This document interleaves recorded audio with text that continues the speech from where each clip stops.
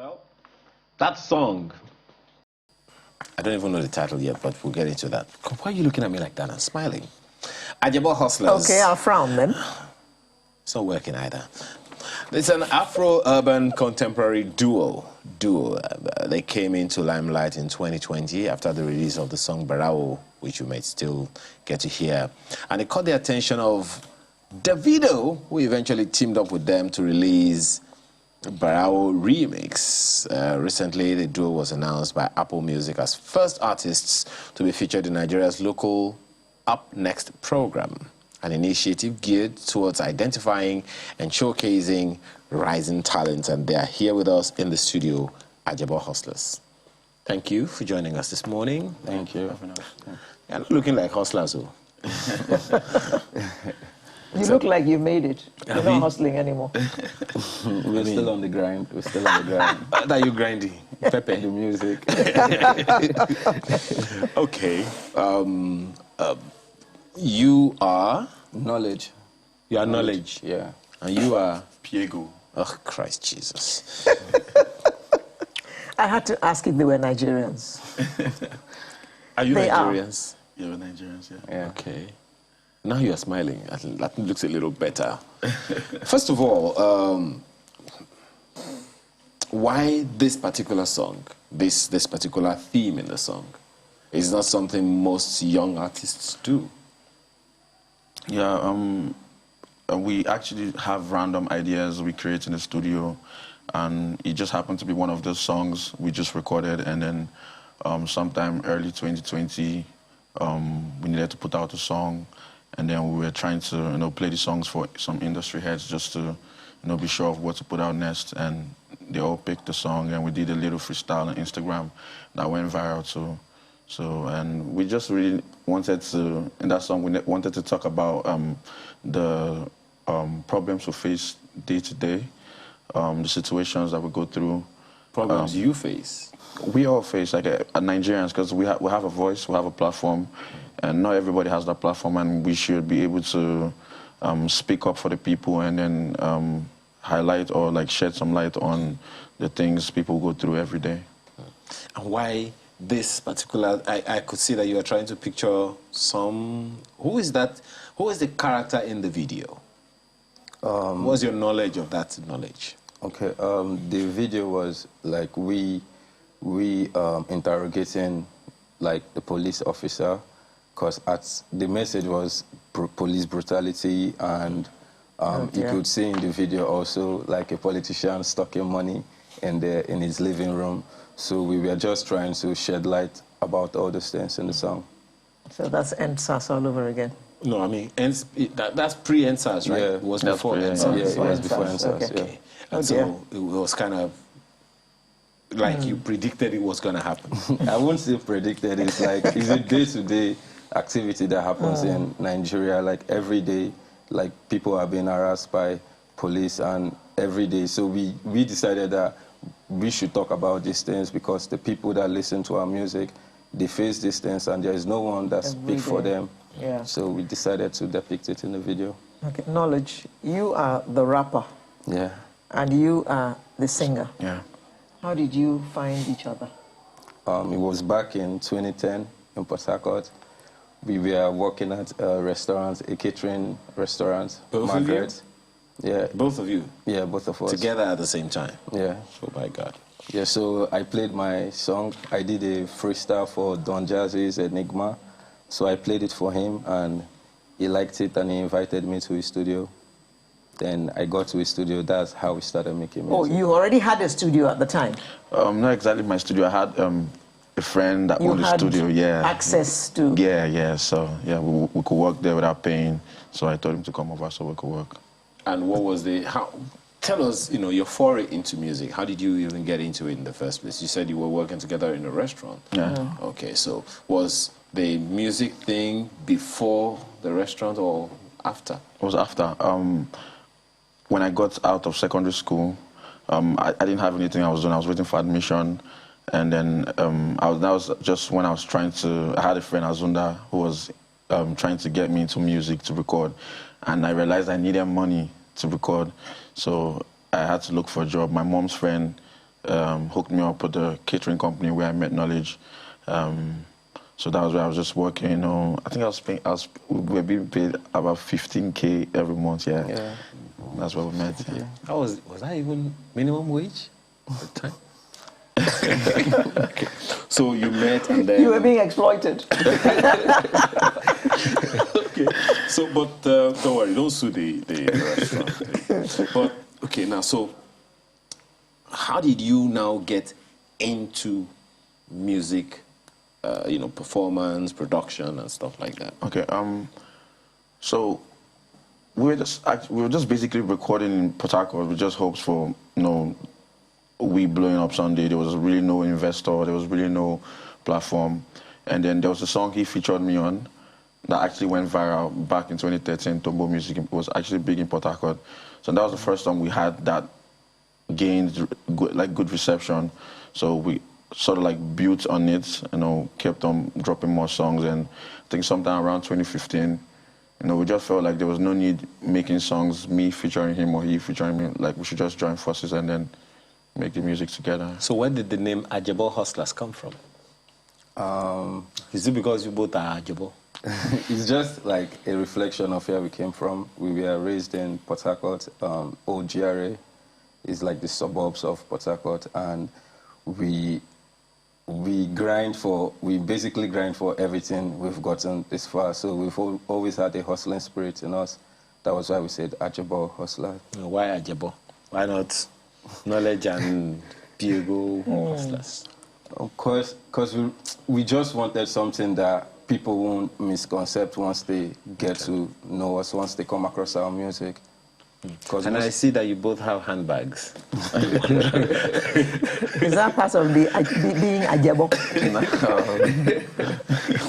Well, okay, the Ajebo Hustlers will be featured across Apple Music's Nigeria Up Next playlist.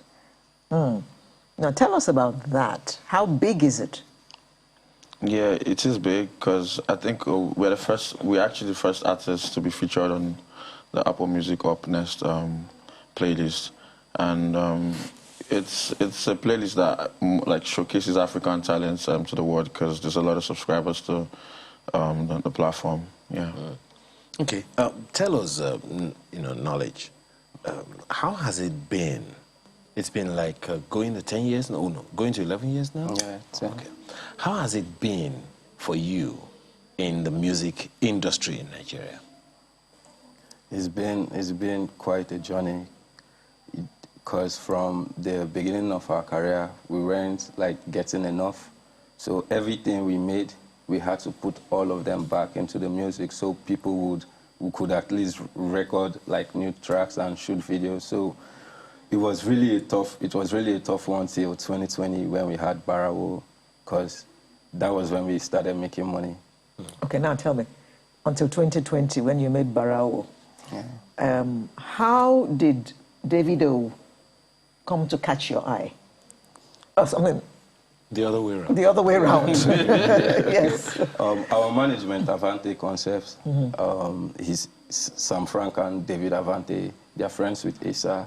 So at the time when we did the song, we were looking at what next we were going to do for the song to amplify it, to get more people to listen to the song. So Sam Frank played the song for Asa, and Asa played it for Davido, and he loved it, and he told us to come through. That was how. And that was your break. Yeah. And as they say, the rest is history. History. Yeah. Or the history is still just being made? Yeah. Okay. So then, I mean, the fact that you came into limelight with a song, a social-political awareness song. Yeah. How is that something that you think is an identity you want to play on, or it's just one of those things that happened? We've always made songs like that over the years. Even in our album that just dropped, Post Lifestyle Volume 1, we have a song, Oh My Own, that actually still, you know, highlights, that talks about basic amenities that people in Nigeria or people in Africa pray for, and these are things that should be provided to us, not to be prayed for. So it's just always a vibe in the studio. You know, we just play a beat and then just vibe. If if the vibe leads us to make a song that's conscious, we make it. If it's a happy song, we make it. But we just record all the time, like every day we record and just stack them up in the studio. And when it's time for us to release it, we put it out. Just so you know, that's a word you need to use in your vocabulary, vibe. Don't just sing the vibe, just so you know. So, Diego, you said you were working at a restaurant when you left school and you were trying to get admission. Yeah. What happened to the admission thing? Did you shelve it? No, I did. I actually got admission, I think a year after, into Anambra State University, the Bayram campus. And I studied mass communication. Ah. So. Okay. What about you, sir? I dropped out. Why did you drop out?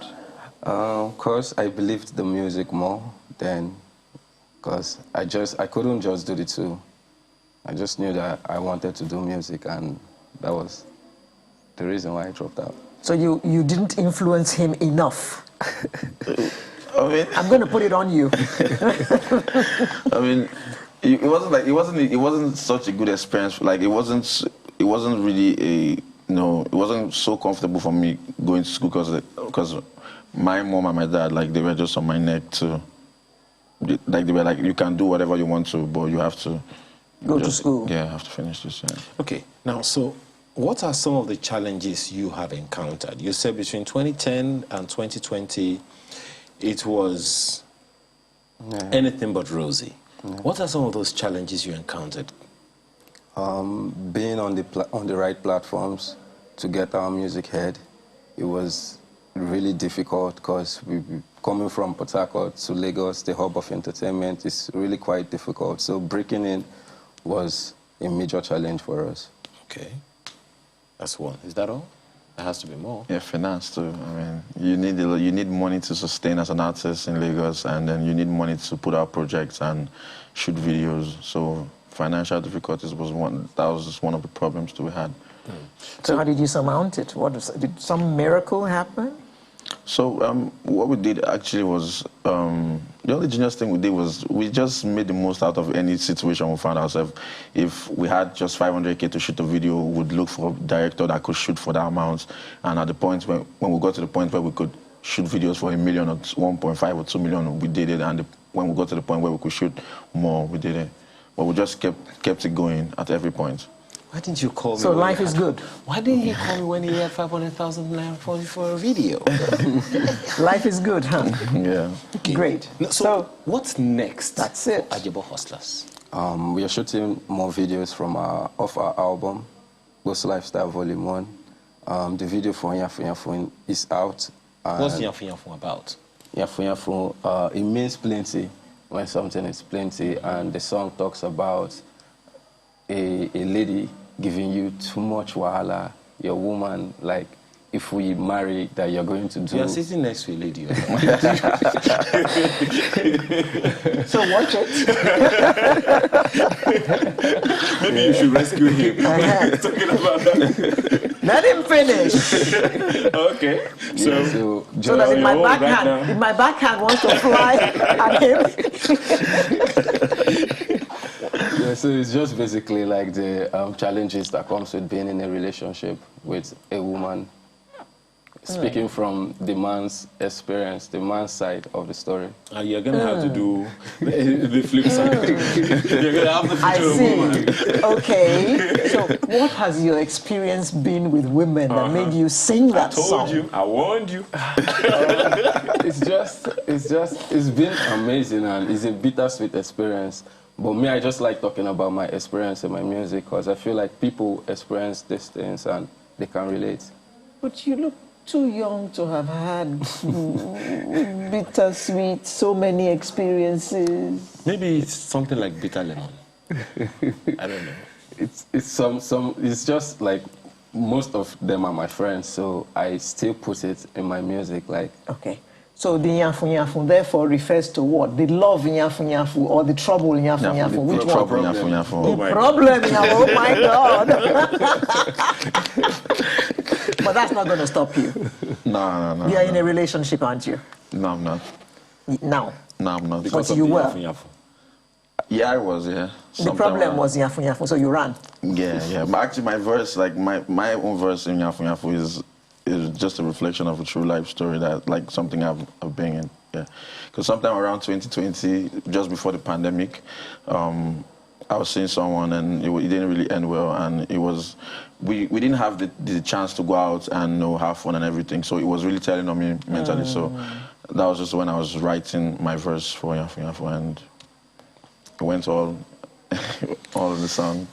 Okay, I think the least we can wish you both is well.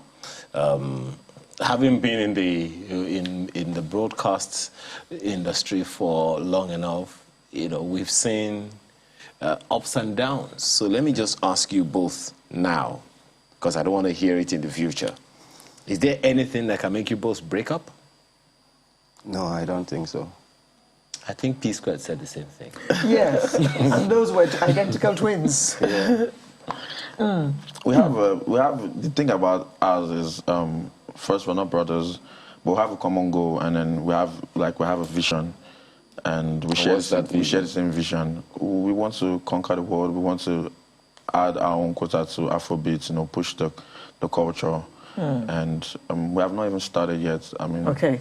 So when the big bucks start rolling in, as in dollars start rolling in, you sure your egos won't get in the way? One, you sure the money won't get in? Money always causes trouble. Not only women. No. Money won't cause trouble. No, it wouldn't, because I love doing music, and I love the way, like, the creative process that we go through in making music. I don't think I want to, like, break out from this kind of process, because it's way more easier for me to make music as And a make duo. music with him. Yeah, as a duo, yeah, with him. It's way more easier, because I don't tend to think too much about the hook. The hook is there, I just have to write my verse. So, Okay, I'm going to assume, which is the lowest level of knowledge, that you both already worked out the sharing formula and everything. I don't want to be part of that conversation. Don't say anything about it. But for now, we have to thank you very much for being a part of our conversation this morning. Thank you so much for having us. Yeah, Ajebo Hustlers, Knowledge, and Piego. I don't even want to go into the specific names. I will go into the specific names. George Danderson, yeah. and Isaiah Precious. Yeah. You guys are not Nigerians. But thank you very much for being a part of the program today.